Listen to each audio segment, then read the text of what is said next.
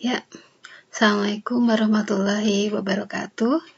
Ibu lanjutkan kembali pembahasan dari materi pertemuan pertama.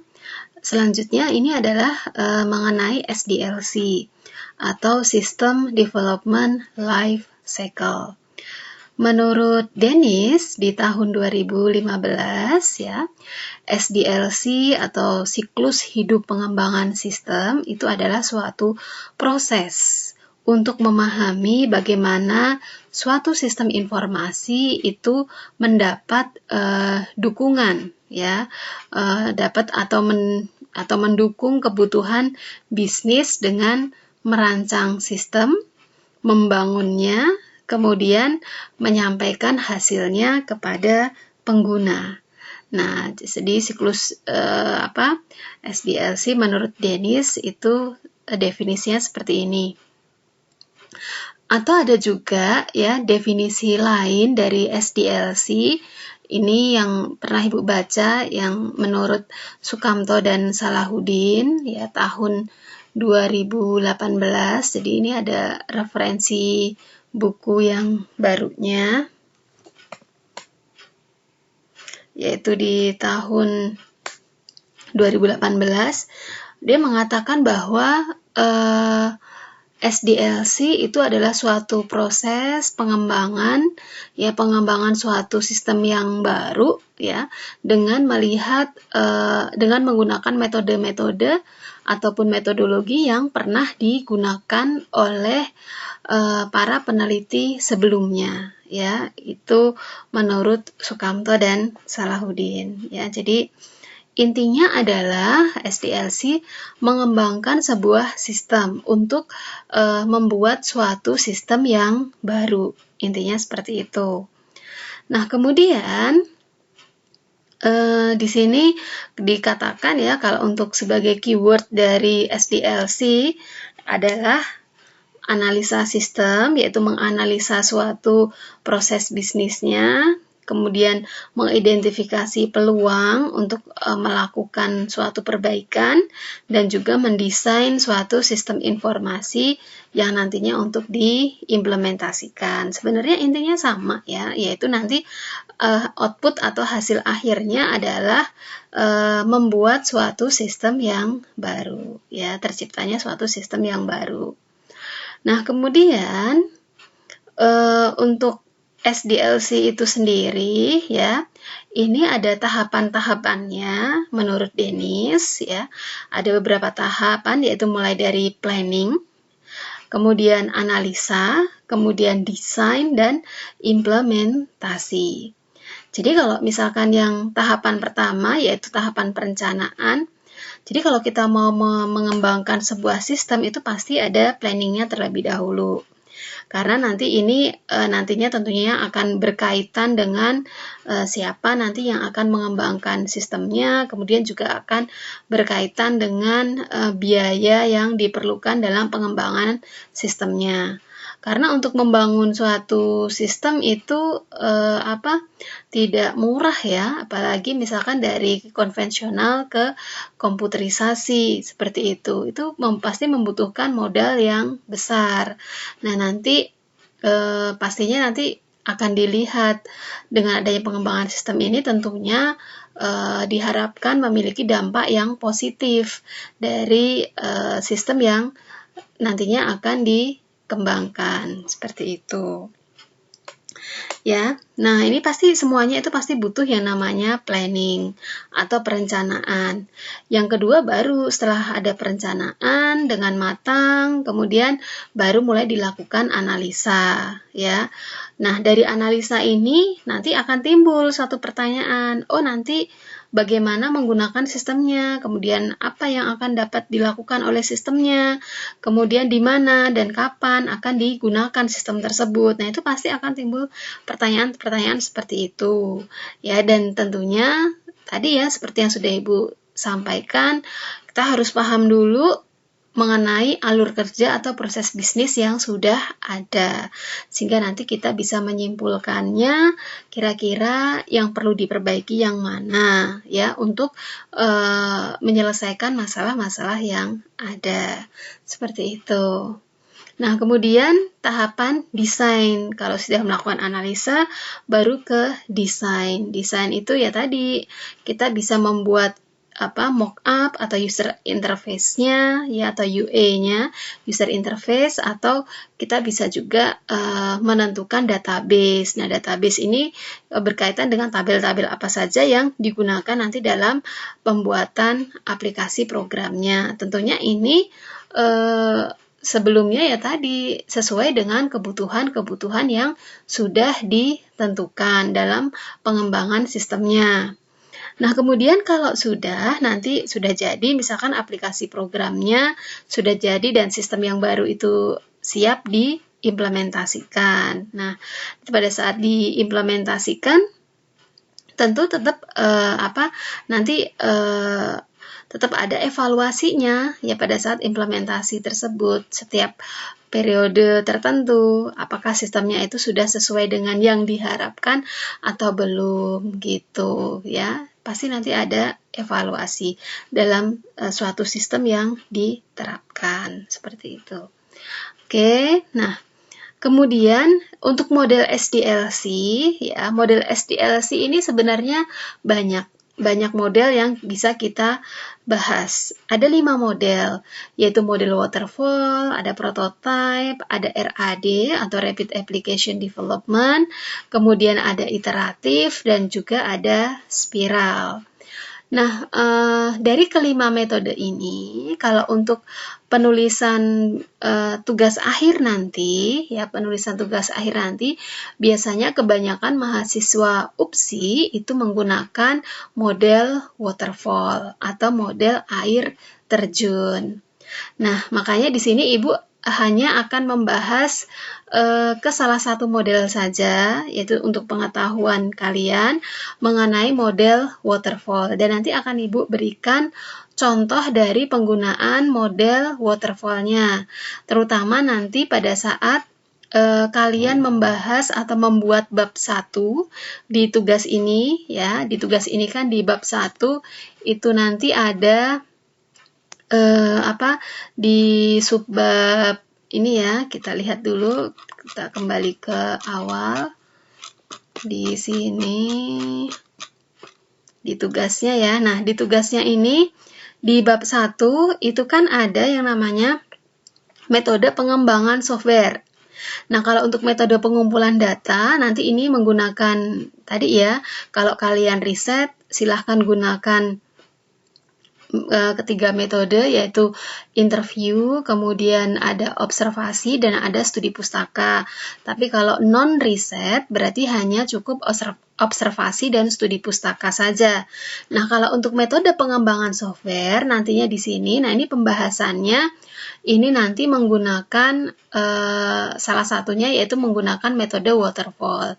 Walaupun sebenarnya kalian boleh juga menggunakan model-model yang lain, tapi kalau untuk materi ini dibahas yaitu mengenai model waterfall. Nah, di sini belum dijelaskan mengenai model waterfall, makanya di sini Ibu ada materi tambahannya mengenai model waterfall tersebut. Ibu akan berikan teorinya terlebih dahulu mengenai model waterfall itu apa, ya tahapannya itu seperti apa. Nah, nanti kalau misalkan kalian mau menggunakan teori dari Ibu, ini pun juga silahkan, karena ini referensi yang Ibu gunakan ini tahun 2018 gitu, dan jadi bisa kalian gunakan. Nanti kalian bisa mencontohnya, misalkan nanti pada saat di dalam pembahasan poin subbab 1, 3, 2 tadi mengenai metode pengembangan software, kalau mau melihat atau menyadur dari contoh yang Ibu berikan ini juga silahkan. Baik ya. Mengenai metode waterfall akan Ibu jelaskan ya. Ya, baik, Ibu akan sedikit menjelaskan terlebih dahulu mengenai model waterfall. Jadi menurut Sukamto dan Salahuddin tahun 2018 ya, Untuk model waterfall ini disebut juga dengan model air terjun atau sequential linear ya. Dan kenapa disebut sequential linear? Itu karena tahapannya itu dilakukan secara berurutan, mulai dari analisa, desain, pengkodean, pengujian, dan ada tahapan pendukung. Dan biasanya kalau model waterfall ini memang model yang sudah lama, merupakan model yang lama tetapi masih banyak digunakan. Karena apa? Karena biasanya penerapannya ini untuk spesifikasi yang tidak banyak mengalami perubahan, seperti itu ya, mengenai model waterfall. Nah, ini teorinya terlebih dahulu. Ada 5 tahapan ya di dalam model waterfall. Nah, ini kalau untuk gambarnya ini sendiri, jadi mulai dari analisa, kemudian desain, pengkodean, pengujian. Nah, ini sebenarnya nanti harusnya ada satu lagi di sini, yaitu untuk support ya. Jadi ada 5 tahapan. Nah, ini menurut dari referensinya Sukamto dan Salahuddin tadi gitu. Nah, kemudian ini mengenai tahapan analisa kebutuhan perangkat lunak, tahapan yang pertama. Nah, nanti di sini melakukan proses pengumpulan kebutuhan ya, yang nantinya dilakukan secara intensif. Untuk apa? Untuk menspesifikasikan dari kebutuhan perangkat lunaknya, supaya nanti bisa dipahami seperti apa kebutuhan-kebutuhan yang diperlukan oleh si usernya tersebut. Gitu. Jadi nanti kita tentukan dulu apa saja nih kebutuhan-kebutuhan yang diperlukan oleh usernya. Yang kedua adalah desain. Nah, kalau desain ini fokusnya ini pada desain pembuatan programnya ya, termasuk di dalamnya nanti ada desain untuk struktur data. Nah, kalau struktur data itu biasanya dalam bentuk database, kemudian ada arsitektur perangkat lunak, representasi antar muka, dan juga mengenai prosedur pengodean. Jadi kalau untuk desain ini nanti intinya ke database sama ke mockup ya. Nah, kemudian yang ketiga, tahapan yang ketiga yaitu pembuatan kode program. Nah, dari desain yang sudah dibuat tadi, kemudian nanti akan ditranslasikan ke dalam satu bahasa pemrograman yang digunakan nantinya, sehingga nanti akan terbentuk satu aplikasi program dari sistem yang dikembangkan tersebut gitu. Nah, nanti setelah dilakukan pengodean atau pembuatan kode program, baru ke tahapan berikutnya, yaitu dilakukan pengujian.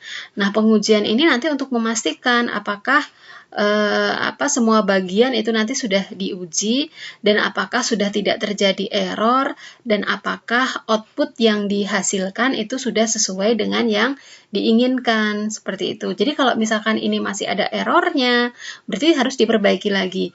Kalau misalkan outputnya ada yang tidak sesuai, nah ini juga harus diperbaiki lagi sampai dengan semuanya itu sudah sesuai yang diinginkan, sudah sesuai yang direncanakan pada tahap awal, seperti itu ya. Nah, kemudian setelah selesai pengujiannya, sudah bebas dari error, semua output juga sudah sesuai dengan yang diinginkan, baru ke tahapan pendukung atau support, atau di sini sebenarnya lebihnya ke tahapan pemeliharaan ya, ke tahapan pemeliharaan atau maintenance-nya. Jadi kan perlu ya, suatu sistem itu pasti butuh yang namanya maintenance atau pemeliharaan. Jadi khawatirnya nanti ada kerusakan atau misalkan ada yang salah. Nah, ini kan perlu adanya suatu perbaikan-perbaikan di dalamnya lagi gitu ya. Apalagi kalau misalkan nanti ada perubahan di dalam sistem tersebut, ya pasti nanti di sini butuh kembali adanya evaluasi kembali, ya butuh nanti adanya perbaikan kembali gitu. Jadi di sini dikatakan bahwa tahap mendukung atau pemeliharaan itu dapat mengulangi proses pengembangan mulai dari analisis spesifikasi untuk perubahan perangkat lunak yang sudah ada ya, tapi tidak untuk membuat perangkat lunak yang baru. Jadi hanya memperbaiki yang diperlukan saja. Oke. Nah, kemudian di sini Ibu berikan contohnya. Contohnya nih, contoh penerapan di bab 1 ya, di bab 1. Nanti kalau misalkan nanti di bab 1-nya kalian mau menggunakan seperti ini, silahkan, tapi tentunya disesuaikan dengan disesuaikan dengan sistem kalian ya. Sistem yang kalian ambil itu apa. Jangan terus nanti dikopas sama persis dengan yang ada di sini gitu. Sesuaikan dengan sistem yang kalian bahas. Contoh misalkan di sini ya, untuk analisa kebutuhan sistem. Misalkan ini yang Ibu bahas di sini adalah sistem informasi penjualan material. Kalian bisa menggunakan kata-kata seperti ini. Misalnya, pada tahapan ini, analisa kebutuhan software dilakukan untuk membentuk dan menjabarkan kebutuhan pengguna menjadi desain sistem yang kemudian akan dibuat menjadi program aplikasi. Misalkan, penulis melihat kebutuhan dari sisi tempat riset, yaitu penjualan material yang tersusun dengan baik dan dapat digunakan untuk proses transaksi maupun laporan penjualan. Nah, kebutuhannya misalkan nanti meliputi mulai dari input data master, transaksi, sampai dengan pembuatan laporan penjualan dan penerimaan kas, yang nantinya ini akan tersimpan ke dalam suatu database. Misalkan seperti itu. Nah, nanti kemudian untuk desain. Desain contohnya seperti ini. Setelah membuat analisa kebutuhan, kemudian untuk menggambarkan basis data, nanti bisa menggunakan ERD, LRS, maupun kelas diagram. Dan untuk menggambarkan rancangan sistem usulannya, nanti dapat menggunakan activity diagram, use case diagram, sequence, maupun deployment diagram, ya, dengan menggunakan misalkan software IE.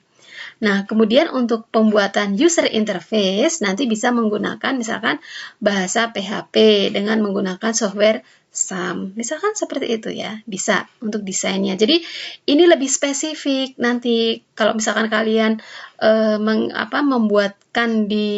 menuliskan di metode pengembangan software di bab 1-nya itu lebih spesifik seperti ini. Jadi tidak hanya teori yang Ibu sampaikan tadi, tidak, tapi langsung. Contohnya nanti apa yang dilakukan kalian itu di tahap ini apa, di tahap ini apa, di tahap ini apa. Itu jadi dijelaskan gitu. Ya, seperti ini. Kemudian yang ketiga adalah code generation atau pembuatan kode program tadi. Pada tahap ini misalkan penulis membuat program menggunakan bahasa PHP, misalkan code editornya pakai Sublime ya. Kemudian database-nya menggunakan MySQL seperti itu ya. Kemudian untuk pengujian tadi untuk melakukan pengujian nanti di sini menggunakan misalkan metode black box testing.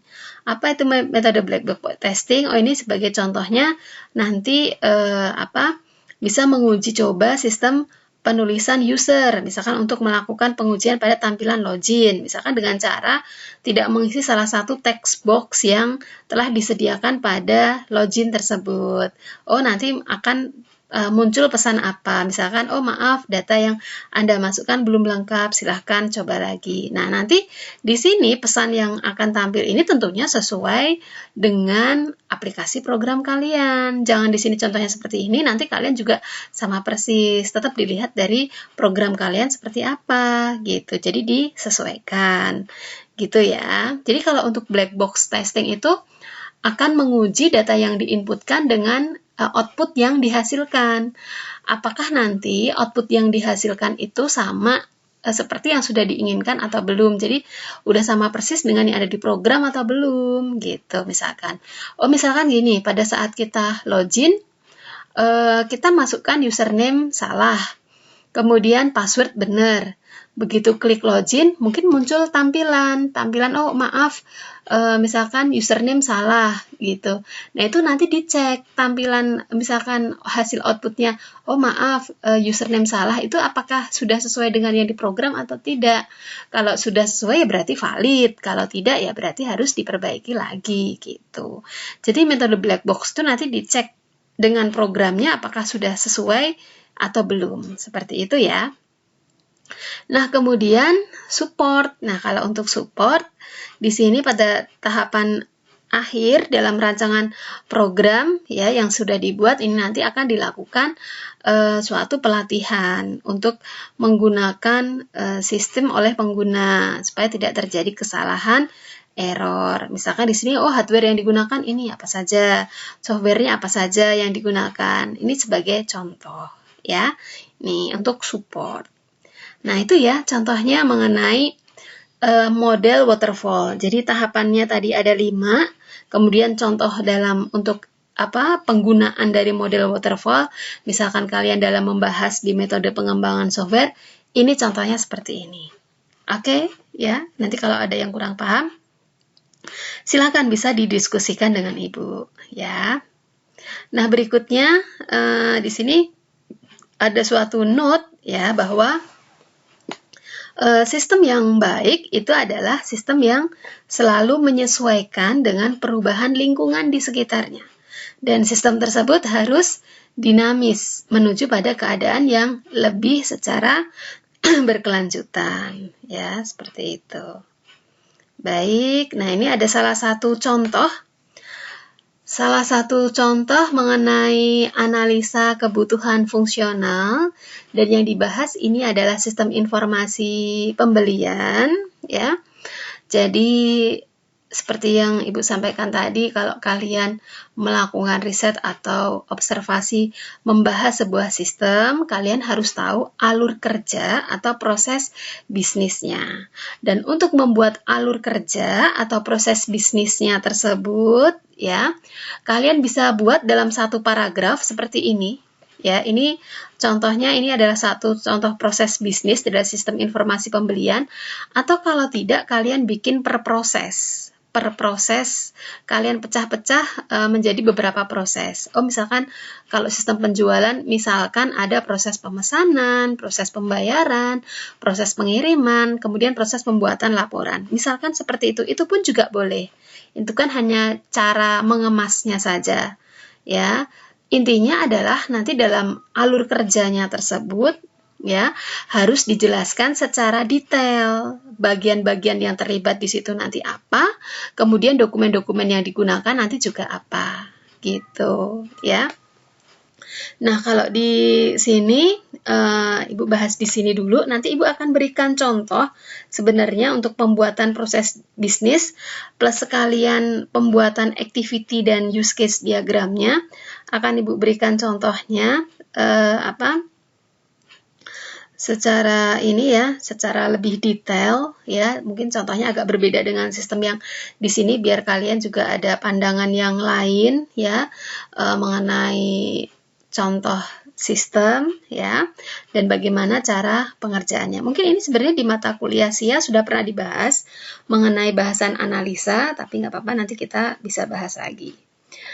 Nah, di sistem informasi pembelian ini ya, nanti di sini ada perusahaan anonim ya yang tidak disebutkan nama perusahaannya. Ini melakukan transaksi pembelian barang kebutuhan perusahaan kepada supplier. Nah, prosesnya itu diawali dari bagian pembelian, nanti melakukan pemesanan barang, kemudian setelah itu nanti akan mengirimkan surat pesanan kepada supplier. Setelah itu, setelah barang yang dibeli diterima oleh bagian pembelian, maka akan dicek terlebih dahulu antara surat pesanan tadi yang dikirimkan dengan surat jalan yang diterima. Kemudian apakah ada cacat atau rusak dari barang yang ada. Nah, barang yang diterima kemudian akan dicatat ke dalam transaksi pembelian. Ini jika sudah sesuai semuanya ya, dan akan mempengaruhi stok dan akan membentuk suatu jurnal pembelian. Nah, semua transaksi yang terjadi nanti akan dibuatkan laporan, berupa laporan pesanan, laporan pembelian, serta laporan retur pembelian yang nantinya akan diserahkan kepada pimpinan. Nah, nanti jika barang itu terjadi kerusakan, maka akan dilakukan retur dan membuat surat retur yang nantinya akan diberikan kepada supplier. Kemudian kalau udah diterima semuanya, nanti baru akan dilakukan pembayaran dari faktur yang dikirim oleh supplier untuk bagian keuangan. Nah, sebenarnya kalau dari sini kan kita bisa melihat ya siapa saja sih yang terlibat di dalam sistem ini. oh pasti ada bagian pembelian, ada supplier, ada bagian keuangan, dan juga ada pimpinan. Kemudian dari sini kita juga bisa melihat dokumen-dokumen yang digunakan, dokumen-dokumen yang digunakan itu nanti apa saja. Oh, dokumen-dokumennya nanti ada surat pesanan, kemudian ada surat jalan, kemudian ada faktur, dan juga ada laporan pesanan, laporan pembelian, dan laporan retur pembelian. Seperti itu, ya. Baik.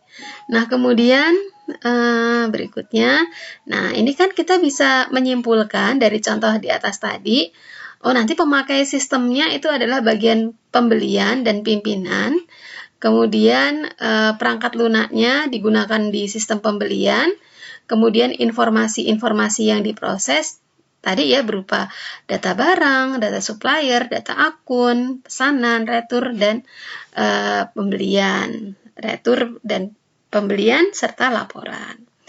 Nah, nanti dari contoh tadi kita bisa misalkan kita bagi-bagi ke dalam proses-prosesnya, bisa juga mulai dari proses pemesanan, penerimaan barang sampai dengan laporan. Intinya sama seperti tadi ya. Nah, nanti baru akan dibuatkan activity diagramnya. Kemudian nanti kita tentukan spesifikasi dokumen masukannya. Kemudian baru kita tentukan kebutuhannya dan nanti akan dibuatkan use case. Untuk contoh yang ini, Ibu nanti akan berikan contohnya terlebih dahulu ya. Tapi contoh mengenai dengan contoh sistem yang lain supaya nanti kalian lebih paham. Nanti kalau kalian baca materi ini lagi mungkin setidaknya tahu, oh nanti gambarannya seperti ini. Gitu. Mungkin itu dulu ya. Nanti akan Ibu lanjutkan ya untuk pembahasan ke materi selanjutnya. Baik, terima kasih. Assalamualaikum warahmatullahi wabarakatuh.